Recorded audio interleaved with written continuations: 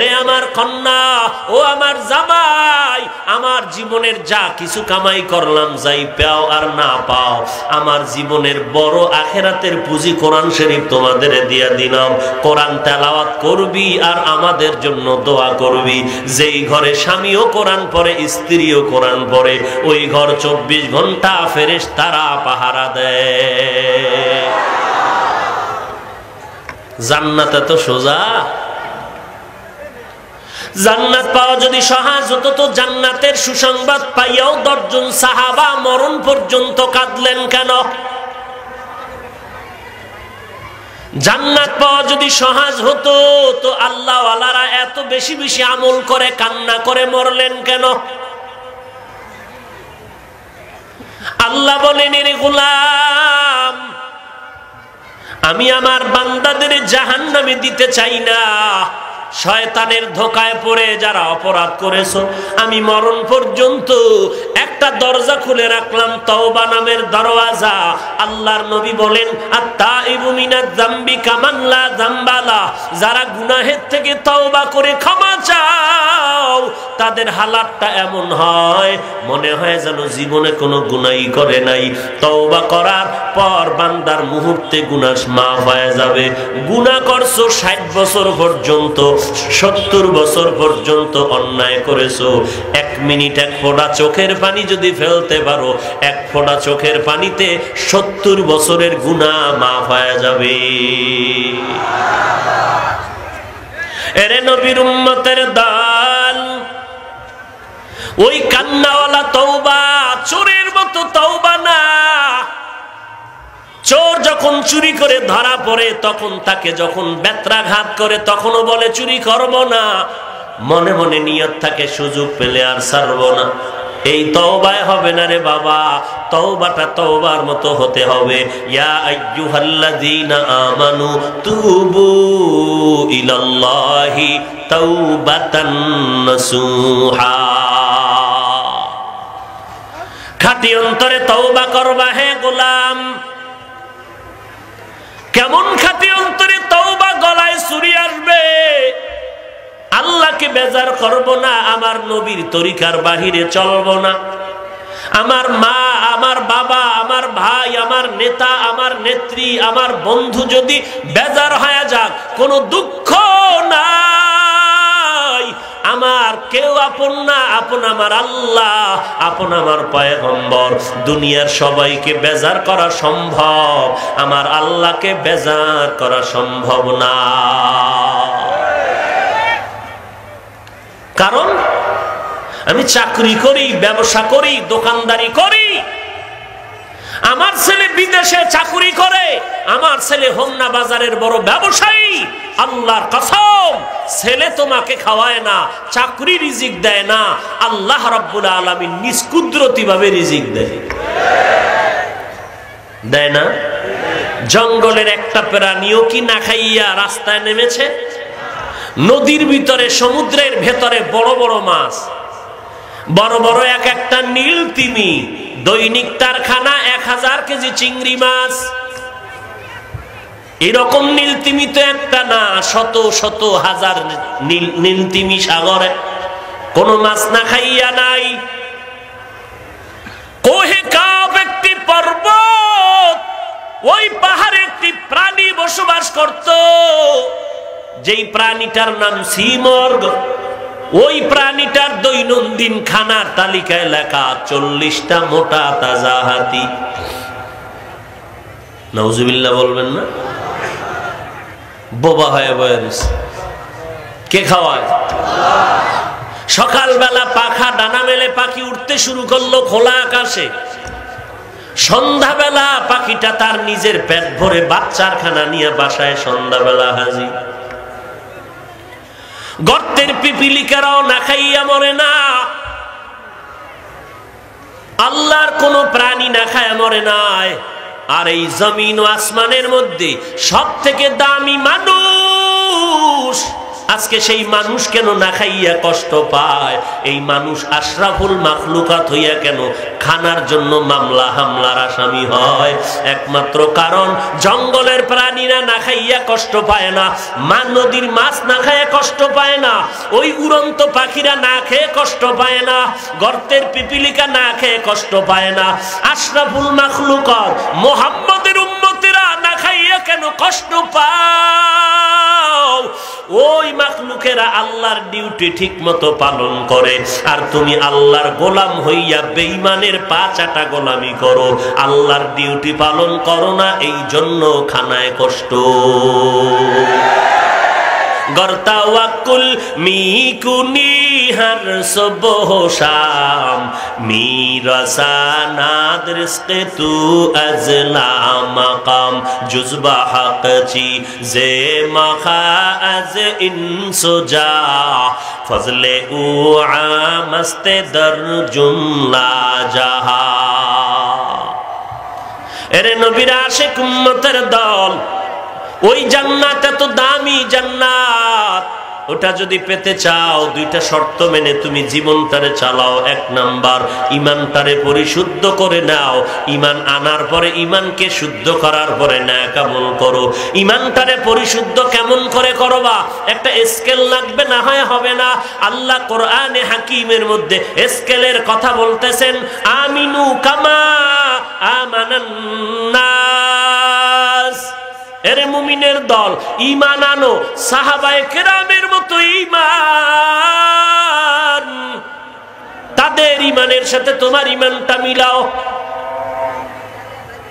তাদের ঈমানের সাথে তোমার ঈমানটা মিলাও। সাহাবায়ে কেরামের আমলের সাথে তোমার আমলটা মিলায়া দাও। সাহাবায়ে কেরামের ঈমানের মতো ঈমান। এরে নবীর উম্মতের দল, আল্লাহর নবী বলেছেন সাহাবায়ে কেরাম আমার এক একটা নক্ষত্রের মতো, আসহাবি কান্নুজুম। নবী বলেন আমার এক একজন সাহাবী আকাশের তারকার সমতুল্য।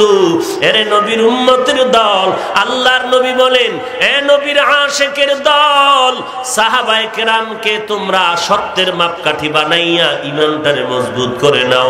আপনার আমার ঈমানটা কি পরিমাণ ভালো, সাহাবায়ে কেরামের ঈমানের সাথে ঈমানটারে তুলনা করে দাও, ঈমানটারে মিলায়া দাও। তোমার ঈমানটা তখনই পারফেক্ট মনে হবে সাহাবায়ে কেরামের ঈমানের সাথে যখন সমান হবে।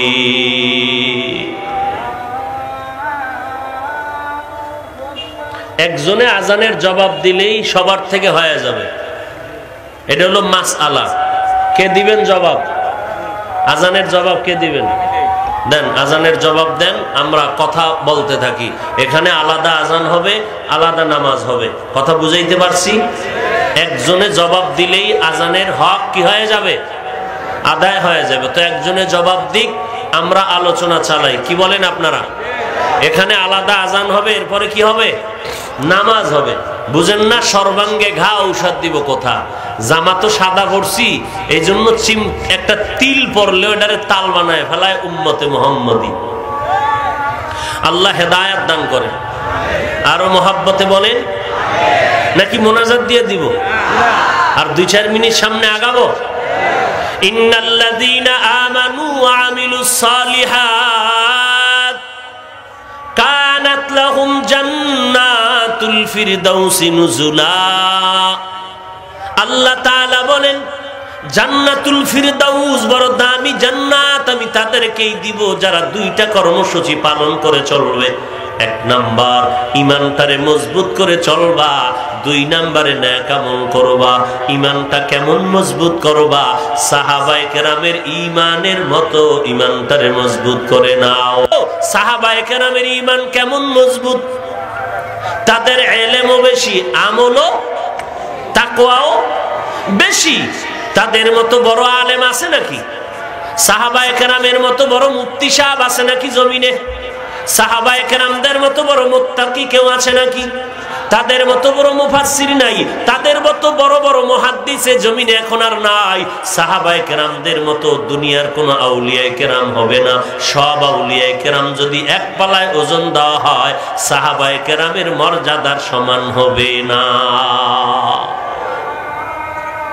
যেই সাহাবায়ে কেরামের ব্যাপারে আল্লাহ স্পষ্ট কোরআনে বলেছেন রাদিয়াল্লাহু আনহুম ওয়া রাদু আন, আমি আল্লাহ তাদের উপরে রাজি, তারাও আমার উপরে রাজি।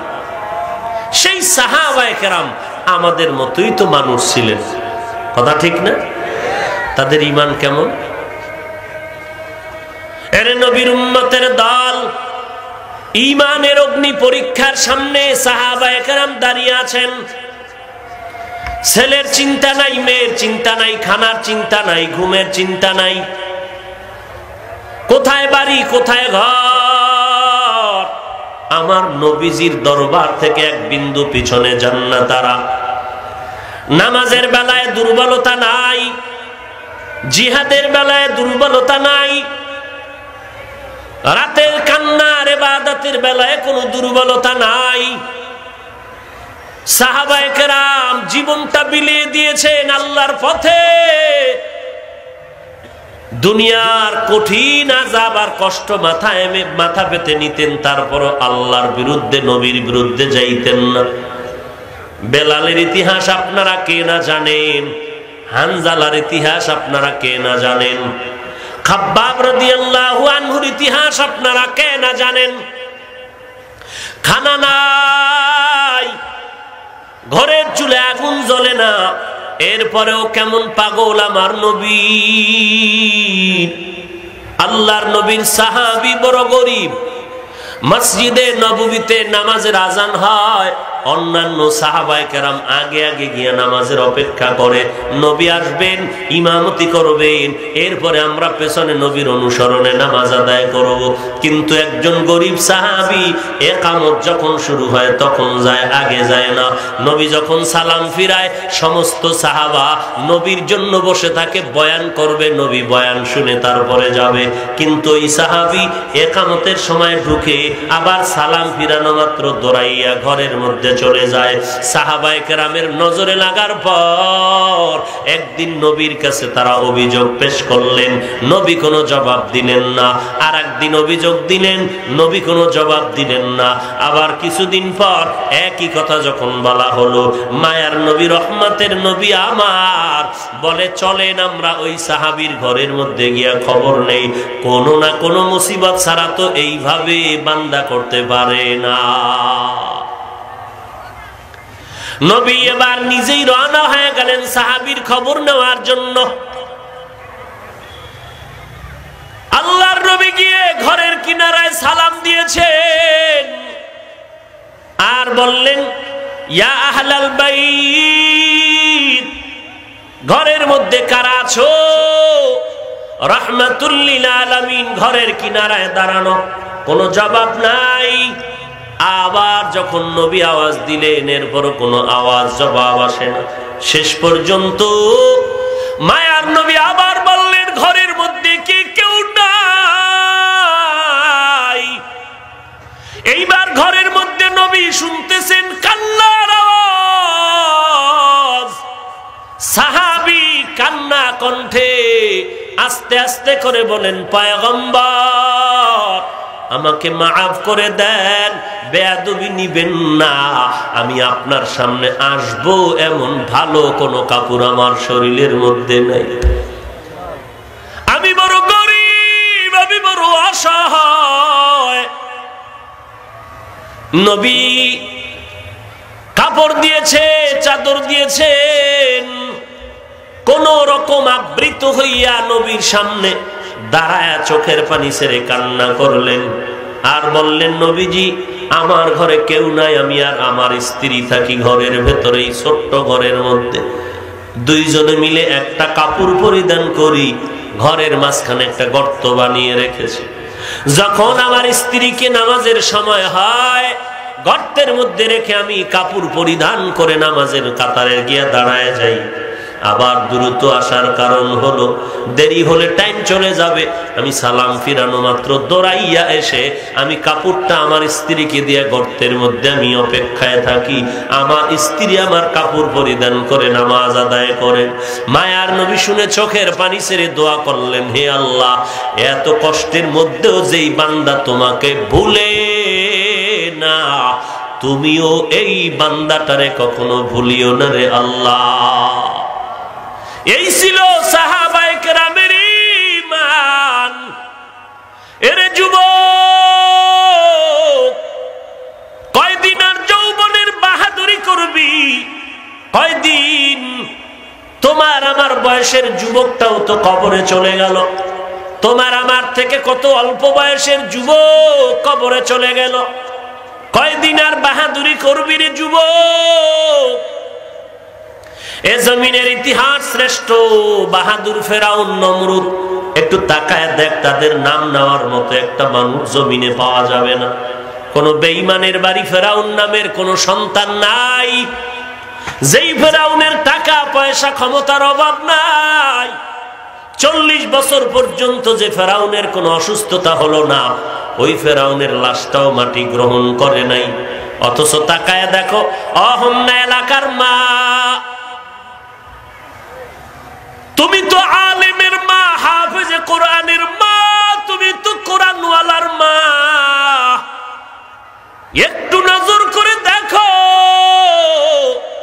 যেই ফেরাউন আল্লাহর এত বড় দুশমন, ওই ফেরাউনের ঘরে তার আপন স্ত্রী আসিয়ার খবরটা নাও। ওই ফেরাউনের ঘরে তার আপন বিবি আসিয়ার কি হালাত। আল্লাহকে বান্দি এমন ভাবে ডাকলেন, মায়ার নবী মেরাজে যখন যায়, হঠাৎ করে বেহেশতের সুঘ্রাণ নাকে পাইলেন। নবী বলেন, জিব্রাইল, কিসের সুঘ্রাণ? জিব্রাইল বলে, ফেরাউনের স্ত্রী আসিয়ার কবর থেকে সুঘ্রাণ পাওয়া যায়। যেই আসিয়ার সাথে জান্নাতের মধ্যে আমার মায়ার নবীর সাথে বিবাহের ব্যবস্থা হবে, ফেরাউনের স্ত্রী আল্লাহর এত প্রিয় বান্দি, কিয়ামতের ময়দানে ওই আসিয়া আমার মায়ার নবীর বিবি হওয়ার ভাগ্য লাভ করবে। এরে পর্দার আড়ালের মা, তোমার ঘরের স্বামী তো ফেরাউনের মতো তোমারে বাধা দেয় না। তুমি নামাজ পড়লে তো তোমার স্বামী বাধা দেয় না। তুমি পর্দা করলে তোমার স্বামী তোমাকে গালি দেয় না। তুমি যদি কোরআন তেলাওয়াত করো, তোমার স্বামী গালি দেয় না। বরং তোমার স্বামী মাঝে মাঝে আমাদের কাছে আসলে বলে, হুজুর, আমি নিজে যতই বড় খারাপ হই না কেন, আমার বিবি বড় ভালো, নামাজ পড়ে, কোরআন পড়ে, সন্তানগুলোরে দিন শিখাইতেছে। এরে আম্মা জান, তোমার স্বামীর থেকে তোমার কতটা আদর্শওয়ালা হওয়া দরকার, কারণ তোমার থেকে ফল জমিনের মধ্যে আসবে। তোমার ফলটা যদি ভালো চাও, তুমি যদি আদর্শওয়ালা মা হয়ে যাও, তোমার থেকে একটা সন্তান পারবে এই জগৎটাকে আলোকিত করে দিতে। অতএব মা, অনুরোধ করে বলছি, তওবা করে নাও। কয়দিন আর দুনিয়ার রং তামাশায় জীবনটারে হেলায় খেলায় কাটাইবা? দুনিয়াটা কিছুই না রে মা। আজকে নতুন শাড়ি পরে স্বামীর ঘরে আসছো, এমন একটা সময় আসবে হঠাৎ তোমার বুকে ব্যথা উঠবে, পেটে ব্যথা উঠবে, মাথা ব্যথা, হঠাৎ পড়ে যাইবা। সন্তানগুলো মা মা বলে কাঁদবে, কোনো জবাব দিতে পারবা না। ওই ফেরাউন এত বড় বেঈমান, ওর ঘরে থেকে যদি আসিয়ার মতো বান্দিটা আমার আল্লাহর গোলাম হয়ে কবরে যেতে পারে, অপর্দার আড়ালের মা, তুমি কেন আল্লাহর গোলাম হয়ে কবরে যেতে পারবা না? এমন একটা সন্তানের মা কেন হইতে পারলা না? তুমি ইন্তেকালের পরে তোমার সন্তান জানাজার ইমাম হয়ে যাবে, তোমার সন্তান কোরআন তেলাওয়াত করে কবরের কিনারায় দাঁড়াইয়া চোখের পানি ছেড়ে ছেড়ে দোয়া করবে। এমন একটা সন্তানের মা কেন হতে পারলা না রে মা? আল্লাহর কাছে দোয়া কেন করো না? আল্লাহর কাছে কান্না কেন করো না? হে আল্লাহ, এমন সন্তানের মা তুমি বানায় দাও, মরণের পরেই যেন সন্তান জানাজার ইমাম হতে পারে। কবরের কিনারায় গিয়া সন্তান যেন কোরআন তেলাওয়াত করে মায়ের জন্য দোয়া করতে পারে। এই করোনার ভিতরে কত নারী চলে গেল, কত পুরুষ চলে গেল। মায়ের সামনে সন্তান চলে গেল, সন্তানের সামনে মা বাবা চলে গেল, বাবা ইন্তেকাল হয়ে গেল, লাশটা সন্তানেরা ফালায় দিছে, কাছেও যায় না, করোনায় আক্রান্ত হওয়ার ভয়। এই নি দুনিয়াতে ছেলের মায়া আর বাবার মায়া। কার জন্য পাগল হইয়া আমার আল্লাহকে ভুলিয়া গেছো রে মুমিন? ওই অন্ধকার কবরে যখন তোমাকে রেখে সবাই চলে যাবে, তখন তোমাকে প্রশ্ন করা হবে না তোমার ছেলে কই, তোমার ব্যবসার কি হালাত। তখন তিনটা প্রশ্ন সবাইকেই করা হবে। রবের পরিচয় দাও, ধর্মের পরিচয় দাও, রাহমাতুল লিল আলামিনের পরিচয় দাও। যারা দুনিয়াতে রবের গোলামি করলো তারা কবরে গিয়া বলবে রব্বি আল্লাহ, আমার রব একমাত্র আল্লাহ। যারা দুনিয়াতে ইসলামের মালা গলায় পরলো তারা জবাব দিবে দ্বীনি আল ইসলাম, আমার ধর্মের নাম কি? দুনিয়াতে যারা নবীর গোলামি আর আদর্শের মালা গলায় রাখলো, চুলগুলো নবীর সুন্নতের বাইরে কাটে নাই, নবীর পোশাকটা ছাড়া ভিন্ন পোশাক পরে নাই, সুন্নত ছাড়া চলে নাই, কবরে যাওয়ার পরে নবীকে দেখাইয়া বলবে চিনো? আশেকে রাসূল বলবেন তিনি তো আমার মায়ার নবী রাহমাতুল লিল আলামিন। আল্লাহ অর্ডার করবে দেরি না করে কবর বেহেশতের বিছানাটা বিছায়া দাও। পক্ষান্তরে যদি বান্দা গুনাহগার হয় কবরে যাও রে যুবক, একই প্রশ্ন তোমাকেও করা হবে। রবের পরিচয় দাও, ধর্মের পরিচয় দাও, রাহমাতুল লিল আলামিনের পরিচয় দাও। যারা দুনিয়াতে রবের গোলামি করো নাই, নামাজের সময় আজান শুনিয়া অন্যদিকে দৌড়ায় গেলি, ইসলামটারে চিনো নাই, নবীর সুন্নতের জবাই করেছো, ওরা কবরে গিয়ে একটা কথা বলবে লা আদরি লা আদরি, আমি কিছুই জানি না। আল্লাহ তখন গোসা হইয়া ফেরেশতাকে বলবে ফেরেশতা এই নাফরমানকে আর সুযোগ দিয়া লাভ নাই, কবরটাকে জাহান্নামের আগুন দ্বারা ভরে দাও, জাহান্নামের বিছানাটা বিছায়া দাও।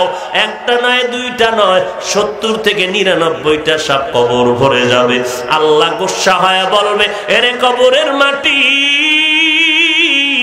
এই নাফরমানকে দুই পার্শ্ব থেকে সজোরে চাপ দাও, এমন জোরে চাপ